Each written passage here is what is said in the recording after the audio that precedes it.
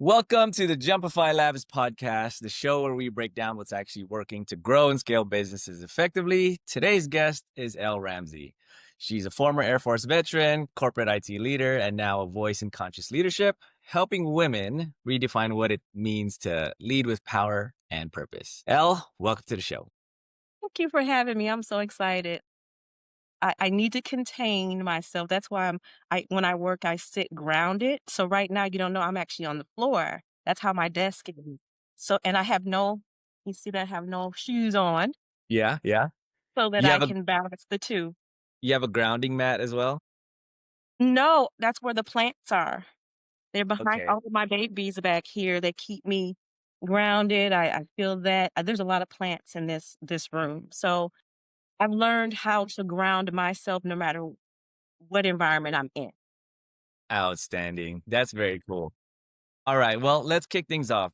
You've had such a unique journey. You've been in the military, you've been part of corporate America, and now conscious business coaching. I'd Yeah. like to start off with you sharing the turning point that pushed you to step into this next season. Think this we're speaking on this particular season now. So this particular season, what really pushed me was last year I was in a car accident. And it was one of those things where I had already felt that I needed to shift my business and elevate it. Huh? And I literally was in the car. I was at a turn, still, not even moving and getting ready to make that left turn, and I looked behind me, and it was dark, about 7 o'clock. So, out here during in Michigan, it was winter time almost, and I just saw these lights coming towards me in the rear view, and they were just looked like two white eyes. And I'm sitting there like, and all I remember saying, because my honey was right beside me, and I said, "Oh my God, they're about to hit us." And so, mind you, I'm already bracing for the impact. He's in the middle of a turn, like, "What?" And just demolished the car. Yeah, I went through physical therapy for it. I was out, could barely even, get up and do anything. I was in pain. I would cry. But it was so weird because I remember, and this is the turning point. I remember in the hospital, they picked us up in the hospital, and I said, "I feel like that was actually divine, what happened." And everybody's like, "What are you talking about?" I said, "I feel like the lady that hit us was used by God, the universe, angels, whatever, almost be used to make this moment happen." No one was really tragically hurt. This was a 60-something-year-old woman, and she literally didn't want to go to the hospital. She said she had never been in an accident ever in her entire life. And I was like, wow. And so it sat me down, and I'm like, no, I know my calling. I've gotta go deeper into this. It's time to elevate this. I'm moving to something else. And this is the time to do it. And so mentally healing, spiritually healing, emotionally healing. Yeah, I elevated it. So this is what's brought us here in this moment, Yeah. that accident that I don't look at as anything negative. You mean it takes quite a unique individual to look back at a situation like that and be like, that was my turning point to do what amazing things I'm doing now, right? I mean, like, I love how you have such a strong PMA, positive mental attitude. And it definitely reverberates outwards from the moment that you and I first started speaking. But looking back at your military or corporate leadership, what in that time frame, I guess, pushed you to doing coaching now for your clients? I'm not going to say the military per se. The military was really what helped me ground this creative, bubbly energy. Wow. I didn't want, I'm not a military type girl, Yeah, it but doesn't seem like it. it helped me be logical. To Okay. sit there and be able to have to fold a T-shirt into this little diameter, square, like, is so, but it helped take all of this intuitive, bubbly, feminine, woo energy, and it helped me kinda, I don't wanna say compartmentalize it, but put it somewhere where it can be contained in a way that you can weed through it and you can understand what all this energy is, and then let it back out, right? So it's like, put it right here, see what it's about, feel through it, feel yourself, focus, and then move forward. But the real turning point in all of it was in, I think it was February of 2018. So February of 2018, and I tell this story all the time. This is when the universe literally bumped me, like hit me upside my head, literally. I was working in corporate America, IT, just doing what I consider the absolute most. Just being everything, not only being that director level position, but also because I had such a strong background in IT and doing all that, still trying to help my team. I'm that leader. Like if you are busy and we need a fill in or someone's not here, I know how to do it. Like let's work together. It's a team. So I was doing all of that.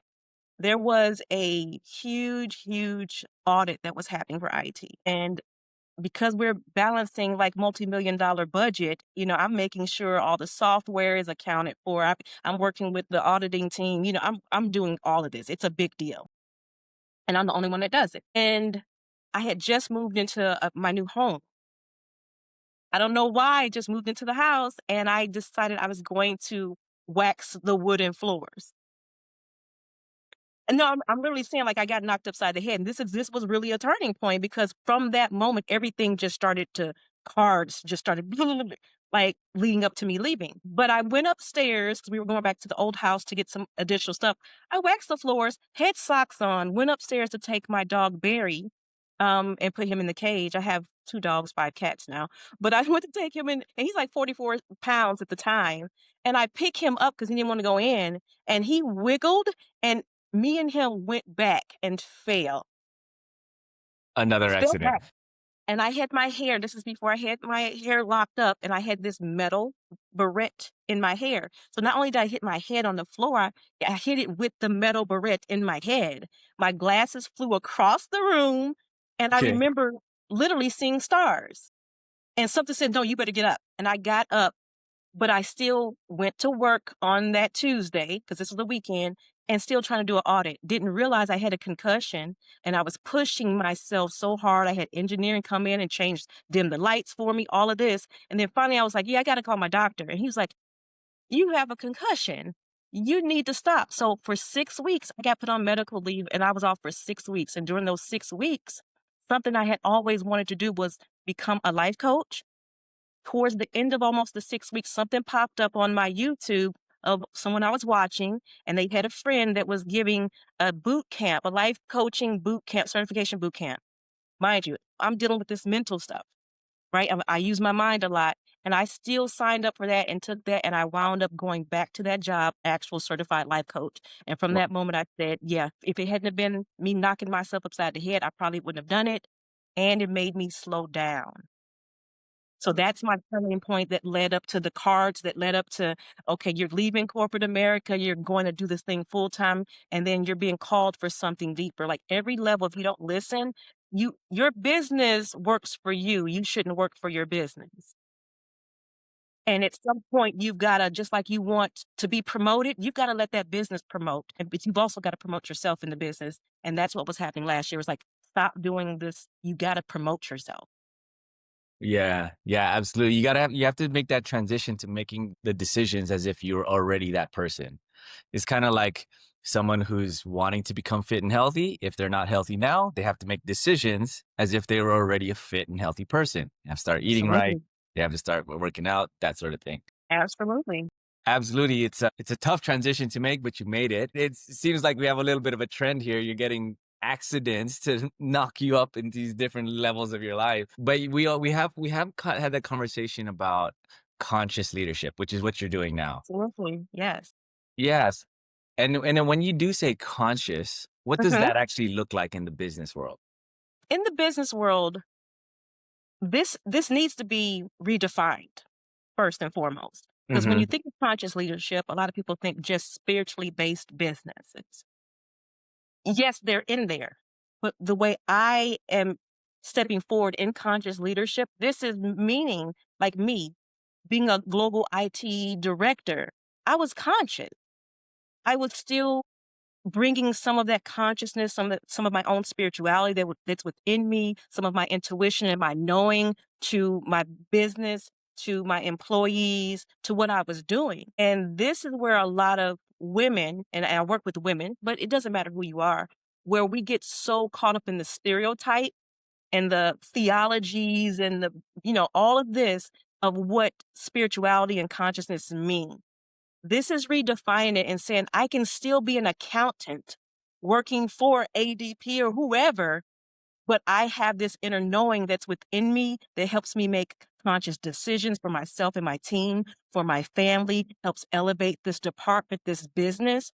This is really saying we're not just yoga teachers. We're not just Reiki masters. We are legitimate women that are in business that are redefining what business looks like. So that's conscious leadership for me. Right. Yeah. And when we think about leadership, we think about people who are like hard charging, Steve Jobs, do this. I expect type of excellency. Yes. How do you help women actually embrace that? Maybe not that exact type of leadership, but leadership in general without losing their softness or authenticity. You know what? You just hit the nail on the head because that's one of the reasons why I work specifically with women. Not only am I a woman, as you can see, but I'm also a Black woman. So I had an extra level of, it's not even an obstacle, an experiences that occurred to me for me to understand and learn. I have always been very soft. I love being a woman. I love being feminine. I love being girly. That's just me. I know the world is different, but me personally, I love the femininity of what womanhood is.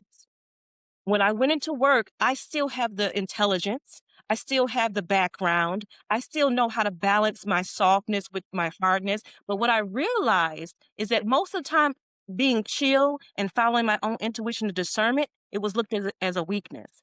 I had times where I would go to my boss, my VP, and say, this, and this. And you're like, "Oh, you're just being mama bear. You're just being a mother hen." How disrespectful is that? No, I'm letting you know that I've already handled these things. I connect with my team. I care about them and their families. There's nothing wrong with that caring. But then when the time came for me to reprimand them based off of actions, oh, you're being too hard. Don't be, this was the word, don't be so passionate.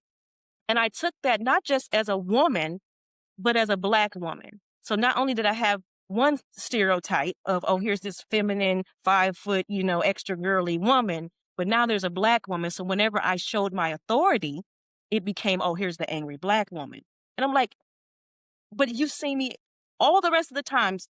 I've never been angry. I'm pretty chill. Mhm. So I don't understand. But then at the same time, I would see women outside of my nationality be extremely passive aggressive, extremely angry to their employees, and they would not get reprimanded. And there's nothing wrong with, hey, I met a lot of beautiful women, but for me in that leadership role, the biggest thing to help these women stay in that softness without losing that is confidence. I'm gonna tell you right now, I've met millionaires. It is confidence. That is it. You have to believe in your own inner knowing. You have to trust your rhythm. You've got to know the connection not only you have with the world and your family and all that, but that connection you have with yourself and that divine source that you're connecting with. And if you don't understand that, then that's part of what we might need to help you navigate. You may have all the smarts in terms of business, you may have a balanced family, you may have all these things, but you specifically may not be confident in your own leadership.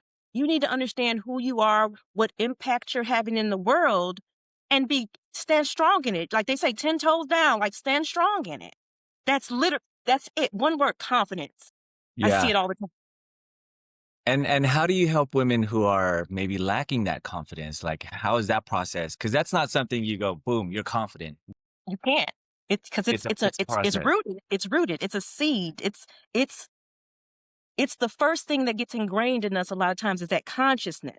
So that's why we have to change your consciousness. And the best way that I don't care about your programs and your frameworks and I do that stuff and that's great. But the biggest, most dramatic ways I've seen women change is by being around other women who uplift them. Having people tell you Amazing. you're beautiful, that you're strong, seeing that it's okay to have these imperfections. Like when I do my monthly networking events for women, conscious women leaders, and it's very limited. I don't want you to be one of 100 or 200 other women in the room. You're going to get overlooked. You're going to get overseen. I have it very small, very intimate. Hey, what's going on today? What's your business about? I want your voice to tremble. I want you to be nervous because in that safe space, you're gaining confidence to know it's okay. You're learning from other women. You're not judging yourself. You're not judging other women. So the biggest way is really group connection. We all are meant to work together regardless. I don't care. We don't thrive in any industry without connection. I absolutely agree with that so much. You show me your friends, you show me your future, right? Like if whoever you're with and who the people you're spending time with, you're just naturally gonna, through osmosis, start to adapt some of the same Yes, thinking, some ma'am. of the same behaviors. Exactly. And I can totally see how that could be super powerful for someone who's just kind of feeling like maybe not enough. And then to feeling like, you know what, I am enough. It's such a there are times where I feel somewhat sad because I'll sit in spaces with women, and because I have my own knowing and discernment, I'm like, this woman is powerful. She's amazing. She's beautiful. And she doesn't think it. She really does not believe it.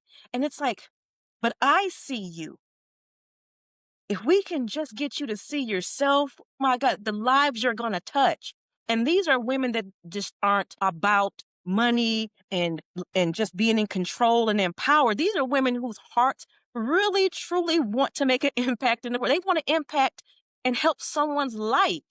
There's a resilience that I have seen in all the hundreds and thousands of women, because a lot of them through group and online that I've worked with, where they're just there's so much untapped potential that they don't even realize they ooze and exude. And a lot of times, because they're working through those, they get called to spiritual businesses or conscious businesses or jobs or whatever it is that is not going to best utilize the gifts and talents and skills they have.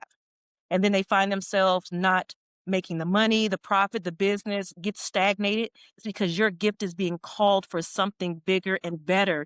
And you are trying to, if we're talking about spirituality, you're trying to make spirit be what you want it to be instead of you going with the flow. You can't contain the spirit. You got that consciousness expand. You can't keep it boxed in. And that's Let what it a out the lot of women do. cage. Let it out. Let it Like, out the let it cage. out. Let it be free. And when you do, you see these women just, it's like this, their eyes literally change when they get it. Right. That's amazing. It But must be that's, super must be self-fulfilling to see that transformation unfold right in front of you and being able to play a small role in that. Okay. it is. Yeah. I wanna pivot a little bit towards the actual business because you were in the military, you got into corporate. But of course, when you're starting out on your own, there's some challenges to navigate, which I'm sure you've already navigated some early stuff. And as business owners, we're always looking for the next problem, whether we know it or not. We're trying to grow, so these problems are inherently going to find us. But some of your early challenges, how did you navigate? What were those, and how did you navigate them? Wow. So the earliest, and we kind of touched on this the other day when we had our talk. It was about the acceptance.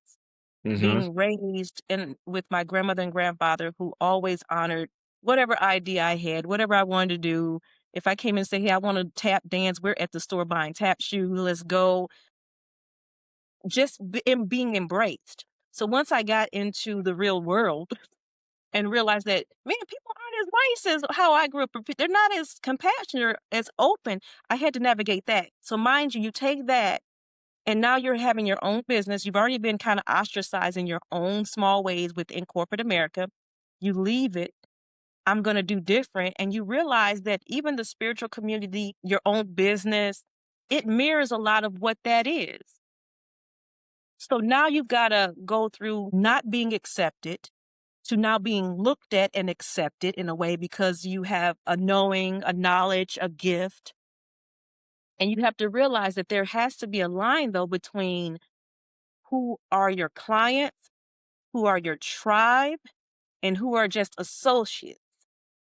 In the spiritual community, the conscious community, the lines get crossed a lot of times. And so, also in my business, what we do is help women differentiate between what is their life purpose and what is their soul calling. There's a difference. And you don't want the two work hand in hand and they support each other, but you don't want to try to force them to be the same thing or in the same thing. So for me, I am certified in every modality there is. And a lot of people don't know this about me, but I'm also ordained. I'm also a doula. I'm also what you would consider a shaman. But my shamanism and me connecting with the earth and doing whatever I'm called to do, that is not for profit. I don't sell my spirit. I use that to go wherever I'm called and I do work. That's my soul calling.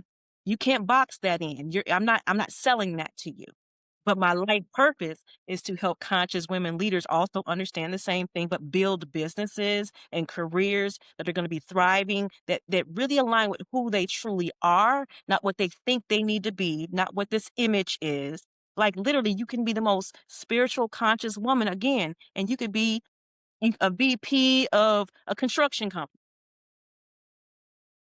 How are you bringing that version of yourself to that while also not sacrificing this part of you? And that was one of my biggest challenges or experiences I had to learn from, was to differentiate the 2. And when I let them merge, I literally got overwhelmed and I burnt out and I completely shut my business down for 2 straight years while I had to go through emotional intelligence training within myself. I tested a lot of frameworks that I had developed on doing a lot of free services just so I can write everything down and actually see it now from an outside perspective. So, Wow, that's really interesting when you mention your soul calling versus life purpose, and then having them blended together was actually your biggest sticking point, and being able to actually differentiate the two was when you're able to compartmentalize, I guess, your work and then be yeah, able to focus. Ah, that's really interesting.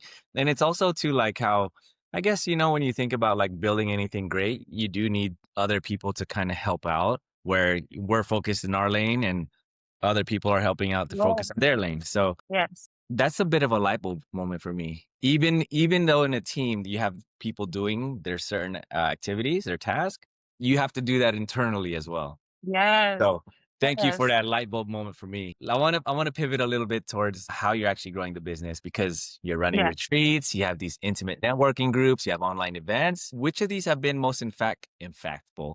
That's my Filipino accent going on. Which of these have been most impactful in actually helping you grow your business? The groups, anything dealing with groups. It doesn't matter. Retreats, certification. I've certified almost 100 life coaches in Wow. different niches. I've certified doulas for free. I've certified emotional intelligence coaches. When I tell you I'm certified in everything, I want to speak the language of my people. And so I didn't understand why I was doing all of that. I'm thinking it's for me to do, but no, it's like you're just going to get this training. That's all. You're going to learn how to be bilingual energetically so that when someone comes to you and they talk to you, you know their language. And I had to differentiate that as well. That if I'm called to learn something, that doesn't mean necessarily it's for me. Maybe someone I'm going to come in contact with is speaking that language. And because I've done it and experienced it, I know how to speak to you. So the biggest thing for me is groups. It's the most impactful for not only them and myself, but for my business. Because in groups, people tell people. It automatically, most of the clients I get are because I worked with somebody and they told somebody else. So that's literally it. One on one is great, but one on one, you gonna pay me for one on one because now you're locking down my time, and that time for just you, I will never get back. I'm giving you my life as a one-on-one. I'm saying that you are worthy enough for me to give you 12 weeks of my life. So you can't just go on there and say, "Oh, I want to book you for the 12-week rhythm method," and just buy it. No, we got to talk. We got to have a rhythm call. I got to see if my energy aligns with your energy. What season are you in? Is it aligned with the season that I'm in that I can help you with? If not, then no. And it's limited to like 2 people. 2 people a season. So yeah, I'm you get where I'm going here. A lot of women are Yeah. are selling themselves short in the industry, especially conscious or spiritual. They're selling themselves short and they're literally dying energetically because they're selling their soul. Yeah.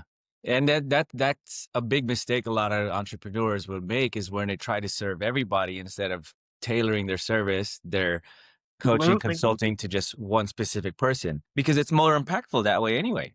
right? You can't try to help everybody because Absolutely. number one, you can't scale your time, right? We have the same amount of time, but I love how you got it layered because you have, for these people, you have the group setting, then you have smaller settings, and then you tier it towards your Yeah. one-on-one.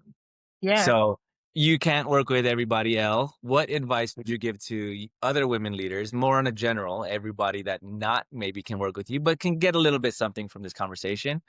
What would advice would you give them, the women who are looking to grow their influence in a way Yeah. that feels authentic? First foremost, go to my website, www.thecreatorstimeline.com. There you go. I think the best thing that's worked for me and when I work with women is there's 2 things, and the rhythm method goes through that, the mentorship or whatever, but it's framework. And people don't understand the power of a framework. I have a personal framework that's just for me. And then I have a framework for my business. So the rhythm method, rhythm, that's for the business. But I have a framework for myself called Power, Power. P is for purpose. Why am I doing this?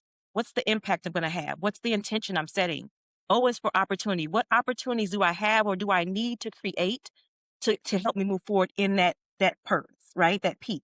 The W is for wisdom. What wisdom do I have or that I need to acquire to be able to see this through? E is for experience. So what experiences am I creating or allowing myself to be a part of to further move this along? And then R is for return on investment. Everything I've done, am I seeing the fruits of my labor? If I'm not seeing the fruits of my labor, then I already know it's something else before that that led there. So now I need to go back and say, did I set the wrong intention? Did I not have the right opportunities? Was I dealing with the wrong people? Maybe I need to go and learn something different. Or no, it was just a bad experience. That's all. So what did I learn from that bad experience? I was in a room I shouldn't have been in. That's it. So that what I'm saying is, so that keeps me aligned while I'm also trying to coach and mentor other people.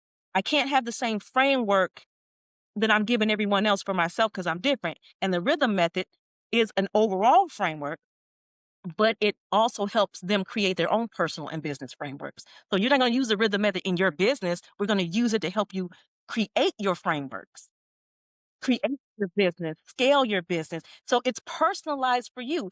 I cannot give you a cookie cutter. I'm not cookie cutter.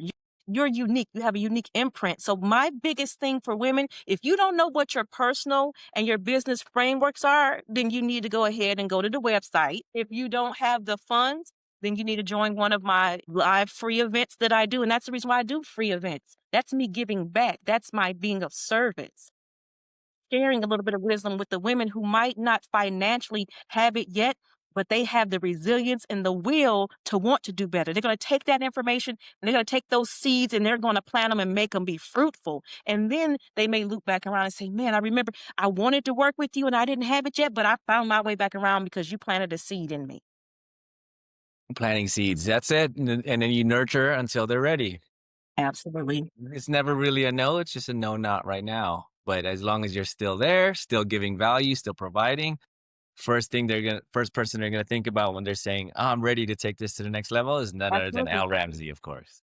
And I'm here. I'm here, but you gotta understand your value. You gotta understand that the things that we have as women, and I'm saying this for anyone, but I'm passionate about women because we are the ones that give birth to the world. We're the ones that give birth to children. We're the ones that initially the first connection a child has is with the mother in the womb. It feels her tears. It feels her lack of confidence. It feels her power. So that emotional intelligence is already inside that child. We got to make sure that these women are carrying not just these physical children, but these energetic children, these businesses that become entities. Like you gave birth to a business that's an entity. It has a name. It has an imprint. In its own way, it has an EIN. That's its social. Like it's existing. Don't mistreat your child or don't create children you really don't want. Amazing. Elle, you got me fired up. What a great way to start the morning. Elle, we'll leave this here. I think we're on a really high note. You dropped some powerful frameworks, you dropped your power, you dropped your two paths, your internal paths, your eternal calling and your purpose. Yes, So yes. I think we can leave it there. For I'm really I passionate love about what it. I do. It's very infectious as well. You know, you want to talk to people Mm. who are actually enjoying what they do because they vibrate on a higher frequency. If somebody you talk to somebody, you know, and they don't like your job, it's a bit of a downer. You try to inject them to get them up, but sometimes it's really hard and it takes a lot out of you. So I Yep. thank you, Elle, for your Mhm. time because you just gave me so much energy for the rest of my day. Where can people find you? Can I say one thing before we just one last Absolutely. thing? Yeah, for And sure. saying that women that have successful businesses, I don't care where they're what industry, don't forget where you came from. And don't forget the women that are out there that are really purposeful. They're really wanting to be impactful. Don't overlook them. Don't some of the new millionaires and billionaires are people that you would turn your nose up right now. Don't do that. This is where you be in your knowing and your discernment and you keep your eye open and you observe because there are women that you're going to overlook that could be very impactful in your life. And they might not be at your standard, your level where you're at now. But remember why you're doing what you're doing, why you went into that business, why you wanted to help, what you've gone through. Don't forget there's another woman that's probably going through the same thing. So care. Don't ever lose compassion. But they can reach me at the creators timeline dot. You can also reach me on LinkedIn. Everything's through the website. I don't really do IG that much because again, some social media I have to keep for myself. I like to look at cat videos and dog videos and baby goat videos and stuff. And some stuff I just want to go out there and I don't want to create multiple accounts, but I'm also on TikTok. So you can go out to TikTok, L_the_creator. Same thing with IG if you do want to follow me on IG. It'll just lead you somewhere else. But the creatorstimeline.com and LinkedIn. All right. Well, Elle, thank you again for such a banger conversation. I loved every moment of this. For those watching, if you want more stories like this from other innovators, leaders, people who are brave enough to step into their own business and also actively growing their business, definitely subscribe. You'll be in a Absolutely. treat for a lot more. Thanks so much. My name is Jay. Take care. Thank you, Jay.